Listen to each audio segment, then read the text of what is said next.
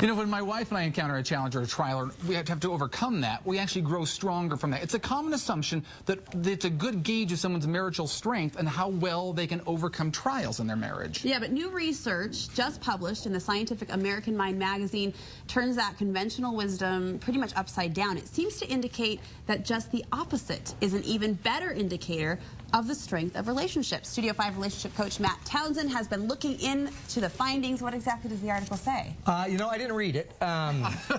It's just a lot of work. So I asked a lot of people that had read it, and they said... There were so many big words. I know. They were psychological.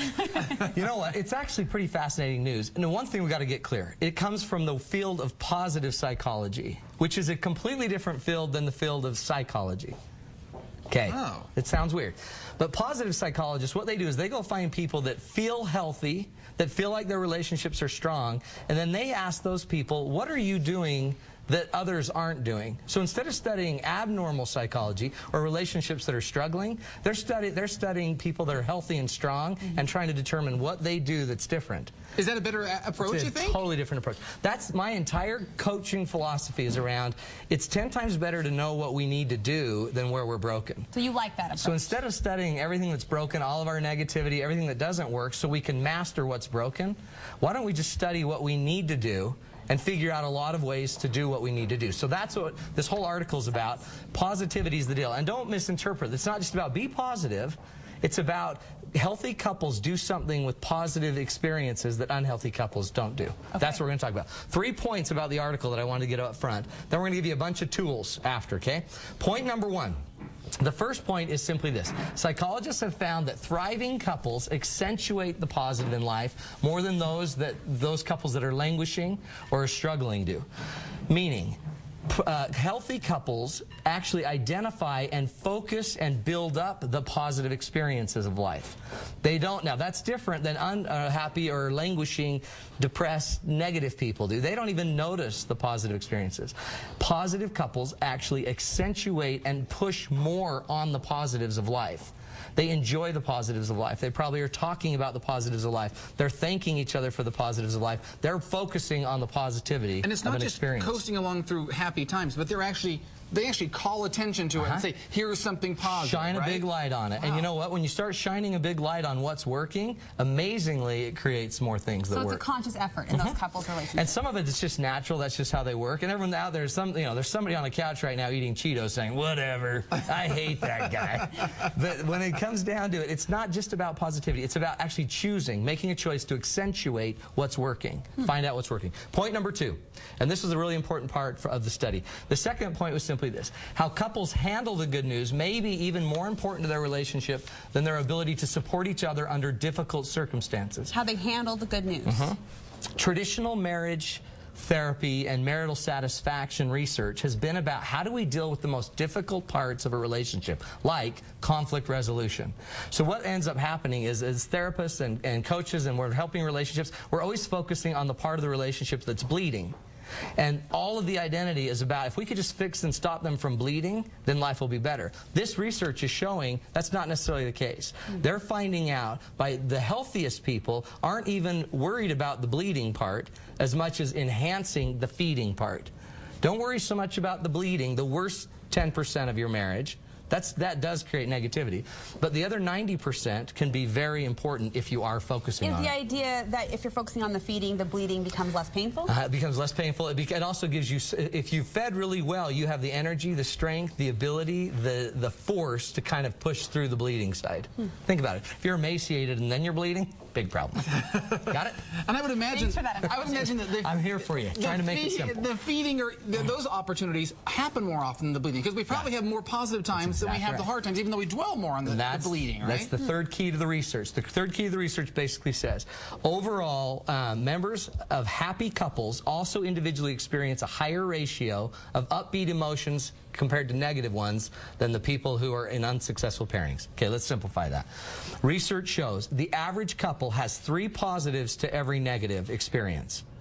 Now, so think about that. If you're having 3 to 1, it would be much more beneficial for you to focus on positives because you're going to have 3 times more. In healthy marriages, they have a 5 to 1 ratio. A healthy marriage has 5 times more positives than negative. Thus, the reason when you focus on the positives, you're going to be actually inquiring or accepting more data and more experiences that you can find pleasant. One other interesting thing is 1 negative, though, can erase about 5 positives. Really? Wow. If you don't handle it well. So that's where we got to still fix some of the bleeding, but focus on the positive. Now, yeah, what do we do now? Now that we've identified that we want to try to focus on the positive. very good question. So now what? And that, again, I was doing so much prep, I didn't have time to think about an answer. It took me a week to read this article, and I didn't know where to go from Now, here again, so we've talked about 3. Let me give you just 3 tools I use with couples. And you know what? This makes such a big difference. I'm going to even teach you one of my favorite tools that, hands down, I'm giving away the secret sauce of Matt Townsend's Townsend Relationships. It's not Thousand Island dressing? It's not Thousand Island dressing. Okay. No, it's barbecue sauce. Okay. Here they are, the 3 things. First thing, first advice I've got is start to look and you shall find. Meaning, if you make an intentional effort every single day to look for something that's working or something that's positive, you're going to start finding it. If I ask you to not think about this, none of you out there in listening land, or watching land, sorry, radio, don't anybody think of a pink elephant right now. Don't think about it. Pink elephant with a purple bow and an umbrella, a parasol. Oh, don't think about it. Stop it.